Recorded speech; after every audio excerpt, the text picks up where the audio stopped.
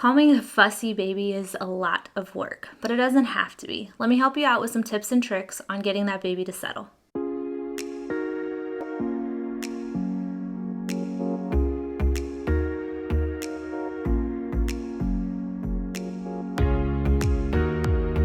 Hey guys, welcome back to Defined Motherhood. If you're new here, welcome.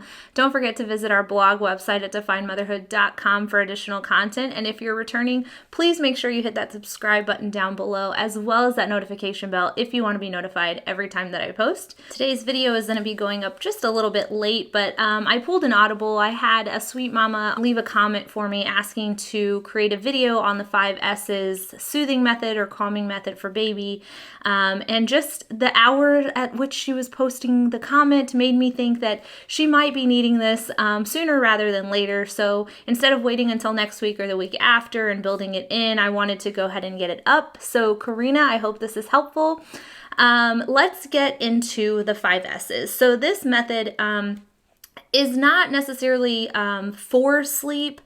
It's more around calming an upset or fussy baby, but a lot of times when babies are newborn, it has to do with sleep, right? A methodology that comes from a book called The Happiest Baby on the Block, and I'll link it down below in the resources for you.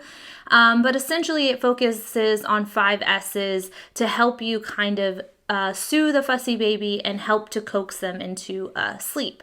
So before I get into it, I do want to make sure that as new moms, sometimes there are things that are happening that may be due to sleep deprivation or just overwhelming emotions we don't always pick up on right away. So if you are dealing with a more than normal fussy baby, or you feel like their fussiness is more than normal, I want you to evaluate a couple of things. So first off, consider if your baby is fussy at specific times. So is this happening right after they eat? Within 5 to 10 minutes of eating, they're just very upset. Or while they're eating, whether by bottle or at the breast, are they upset in that process?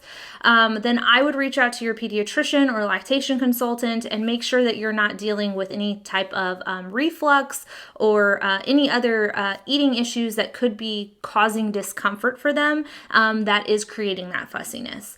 The second thing is pay attention to if your baby is giving you cues earlier on that they're tired and they're getting to this fussy point regularly at a certain benchmark, right? So are they having this meltdown of fussiness around the time of an hour and 20 minutes? Then maybe what you look to do is to dial back their awake time. So get into these 5 S's and get them into a soothed and relaxed place so that they can start dozing into a sleep. The other thing I want you to think about is, are there triggers going on? What I mean by that is it a hunger trigger that's causing them to get upset, and maybe they're not sleeping as long because those feeding intervals are not close enough together, or they doze off right before they're supposed to be eating again, and then they don't have a good nap.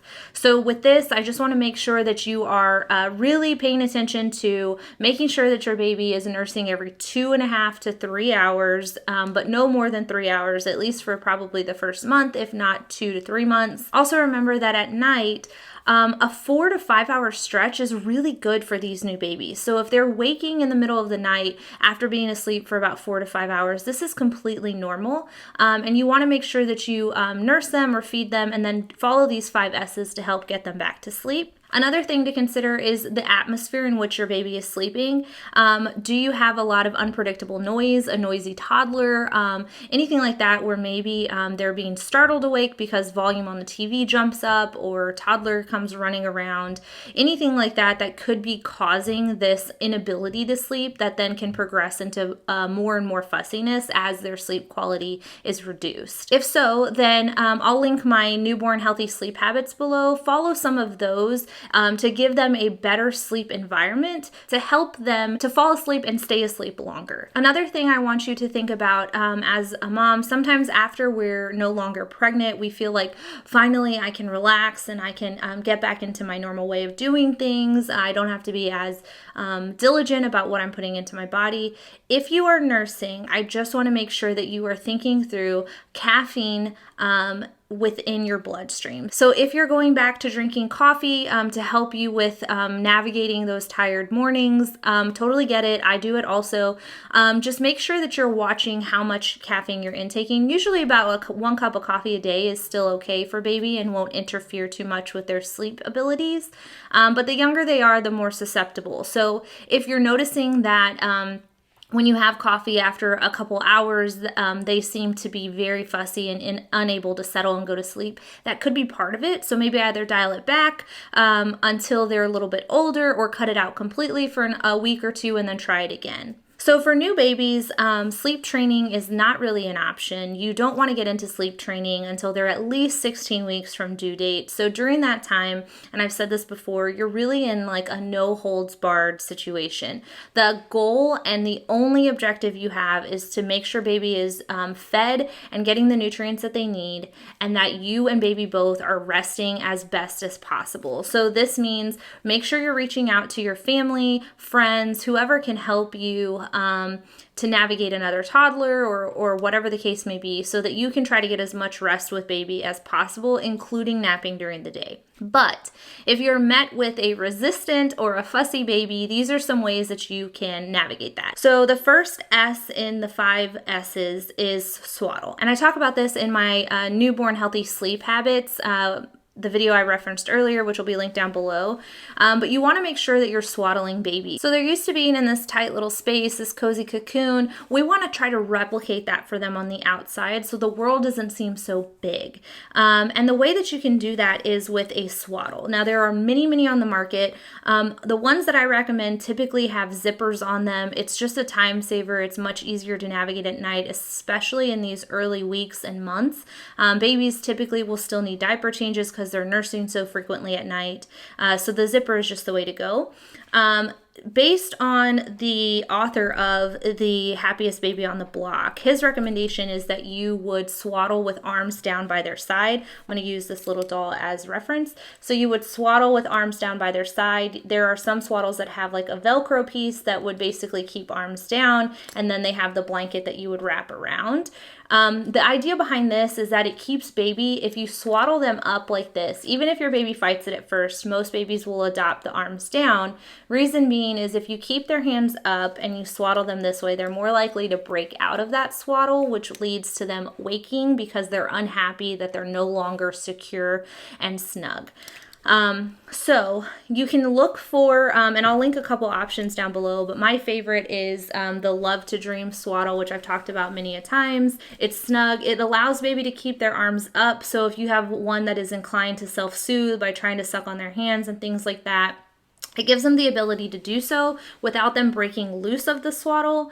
If this is too loose for your baby, then you may use like the Sleep Sack Halo. I'll link the swaddle from Happiest Baby on the Block as well. The Nested Bean. Those are all really tight, secure types of swaddles that give you the ability to lower their arms. That may help you. So make sure that you are trying or borrowing different swaddles. If they don't work for you, return them to the retailer if you have to. Find what works for you so that you can try to get the best sleep for you and for baby. So that's the first S. The second is swinging or some sort of rhythmic motion. And I want to also preface this by saying that when you have a baby that is highly elevated in their frustration or their fussiness, if you are trying to soothe them by doing like a small rocking motion, just real slow and steady, a lot of times that's not going to be very effective at the onset. And so what you'll want to do, and what I had to do with my daughter, is we actually would either hold her securely, not firmly secure, okay? So you want them to be able to breathe, obviously, but you want them to feel secure and not like they're gonna topple over or they're having to rely on their own muscles to control a lot of their movement, okay? And so what we would do is we would make sure her head was up, and what I would do would be a quick bounce like this to help her settle. Once she started settling, then I would slow down and then get into that rhythmic motion so that she could continue to settle into a sleep. You don't have to do it this way. You can do it on the side here. We just found for her the kind of chest to chest placement with her head out a little bit was the best way for her.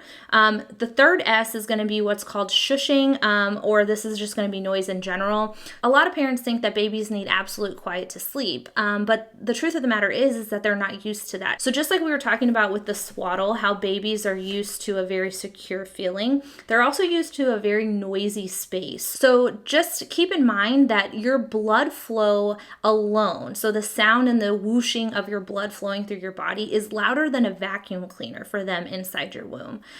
So when you think about the atmosphere outside, things like a white noise machine are ideal for creating this environment for baby, and also a shushing sound is very, very calming for them. So as you're kind of doing a quick bounce, or you could even do like a quick swing, maybe think of it as like trying not to move more than an inch at a time, but a rapid kind of back and forth to help get them to kind of come down from this escalated state. And then your shushing can help. You can also turn on a white noise machine, or do both. And so what we would do is we would, close to her head or her ear, not in her ear, just close, repeat a shushing sound. And so shh, shh, shh, shh, shh, shh, shh, shh, things like that. Like I said, the white noise machine works well also if you're getting tired. Beyond that, once you start getting them into a soothed position, or if this just isn't doing it, however which way you're holding them, the next method is side or stomach. And in terms of calming a baby, this is not for them to sleep. This is for them to start to settle. And so to do that, what you'll do is you'll turn baby out where you have the ability to hold their head. You can either support their jaw or just let their head rest. And this is not the best because she has no mobility, but let their head rest in your palm. And what you'll do is while they're swaddled, you'll have their head resting in your palm, and they can either lay on their side and you can be bouncing or rocking and shushing, or you can even tilt them a little bit forward where they're on their belly. And let me try to see if I can show that a little bit better. And the idea behind this is babies have that startle reflex. So when they're on their back, they don't feel the most secure. And they can also feel like they're falling, which is why they typically will startle awake. So if you can give them kind of that more secure feeling either on their side or on their belly as you're trying to soothe them, they're going to relax a lot faster. This can also be accomplished through skin to skin, but this is part of this method. And then the fifth S is suckling or sucking motion. And this comes with either a pacifier, nursing, or a bottle. Like I said, during this time period, it's no holds barred. So if you need to nurse your baby to get them to go back to sleep, that's fine, unless you feel like it is becoming such a crutch that you are unable to sleep appropriately, where you are now exhausted and unable to get rest to then care for baby, okay? So if that's the case, bust out the pacifier, or even before that, bust out the pacifier. There are many moms who are anti-passy. That is your prerogative. I have no issue with it, and here's my thoughts behind it. So a pacifier allows baby to suck. Also, a passy avoids mommy getting overtired. If you're the one having to wake up and soothe them back to sleep for every nap, every waking in the middle of the night, it is a long and exhausting road. So sometimes a pacifier is a great option so that you can get them back to sleep quicker. They're less awake as they come out of that sleep for you to help them dive back in, and you can get back to sleep a lot faster. So this is a great option for that. The other piece of it is obviously it's mobile and it can help baby regardless of situation. If you're driving, if you're out on errands, whatever the case may be, this is a really great alternative to bottle or nursing. The other thing is, like I said, if you have a baby that's inclined to self-soothe, swaddles like this are great. However, in my personal preference, I think it is much easier to break a baby of a pacifier, even at a year or a year and a half old, than it is of thumb sucking. So take it with a grain of salt, but passies, in my opinion, are a really great option to help. And so from a sucking perspective, this just means give them a passy, nurse them, bottle feed them, whatever it is that they need to kind of give them that that comfort, that relaxation, and it's a very gratifying experience for a baby in a way that they don't have control of much else, to help them settle and soothe and direct that effort so that then they can relax. So you can use the 5 S's kind of as a checklist, if you will. You may not get all the way through the list every time, but it's definitely a good way to kind of take you through and not necessarily have to depend on the pacifier if you don't want to. Like I said, you may have to de-escalate them before this really starts to feel effective. So some of those quicker bounces or a little bit slightly faster swings can be helpful to kind of start to let them ease their way back down to a normal state. There you have it. I hope this video was helpful. If it was, please give it a thumbs up down below. Again, don't forget to visit us at our blog website, definedmotherhood.com. And as always, please subscribe down below and hit the notification bell if you want to be notified every time that I post. Otherwise, thank you for watching. Bye.